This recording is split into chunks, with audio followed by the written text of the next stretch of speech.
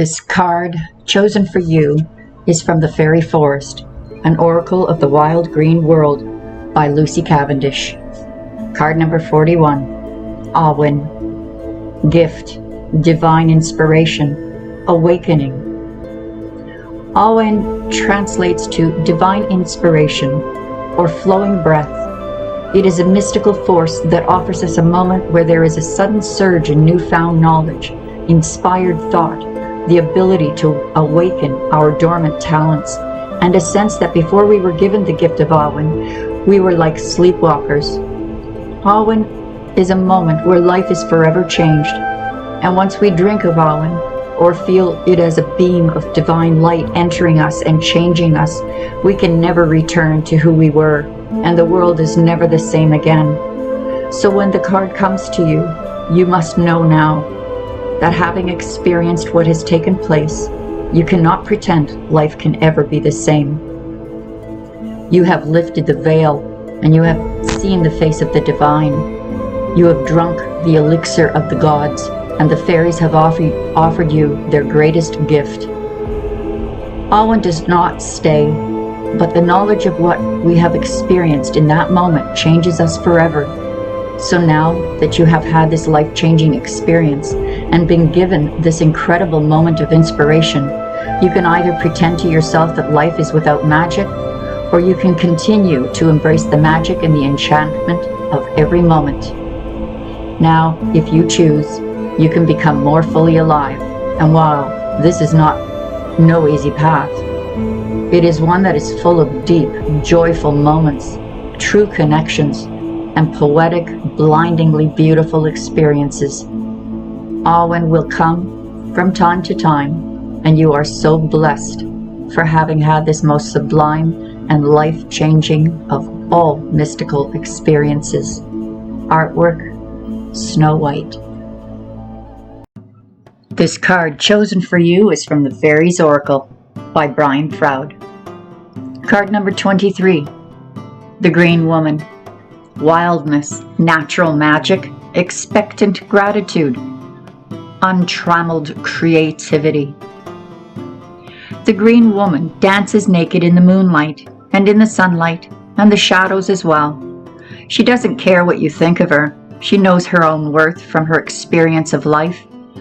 She is the feminine, vital, vegetative force that enables a root to crack stone, the reed to bend in the wind, and the oak to stand against the storm. The graceful, slow-motion dance of the Green Woman shows us how to release the constraints of artificial rules and limitations and find our true pattern of growth. Each of us, rooted or not, has an inborn pattern of perfection to guide our growth. Earth Mother nurtures us, Sun Father energizes us, storms batter us, and sometimes we must bend before them. Other life preys upon us on the hand and nourishes and supports us on the other. Within the framework of the real world, we seek our path to realizing our own potential and finding our own fulfillment. The Green Woman reminds us that where the ground is fertile, something will grow. It may be nettles or thistles, or roses or carrots or sandburrs or peaches, but it will be something because fertile earth never remains empty.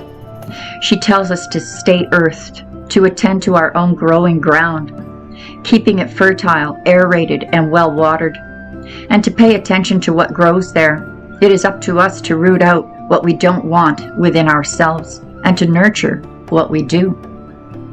She also reminds us to count our blessings and deal with our difficulties. A tree grows where the seed falls, as do all of our rooted brothers and sisters.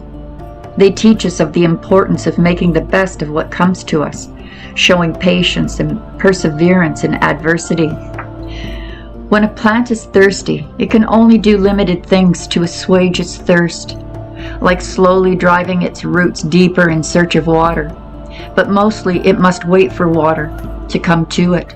Although we have legs and can often take action to get what we want, or at least try to, there are some things beyond our reach.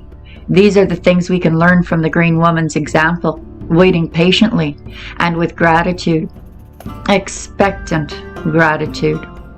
Yet at the same time, she counsels us to take risks, to let new and unfamiliar wild seeds grow and see what they may become.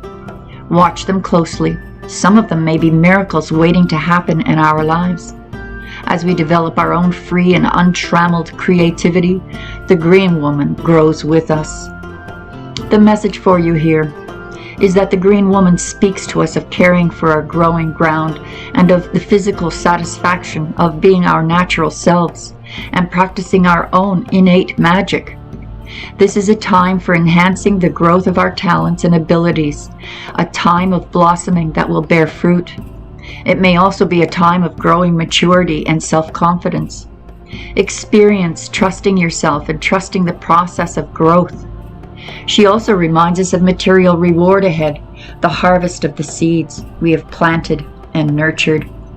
She counsels boldness and perseverance in the face of adversity, yet she also reminds us that sometimes the only action we can take is to wait patiently and keep growing. When our energy is blocked, growth is stunted. Twisted, the energy of growth goes awry, and we move in directions that are either dead ends or simply inappropriate for us. Or perhaps we try to shift from one extreme to another, between growth and stasis, which only yields twisted, stunted, and warped results. In its destructive mode, the energy of growth grows wild. Cancers, both physical and emotional, may result. Alternatively, there may be no growth at all, but in fairy and this world both, we must either grow or die.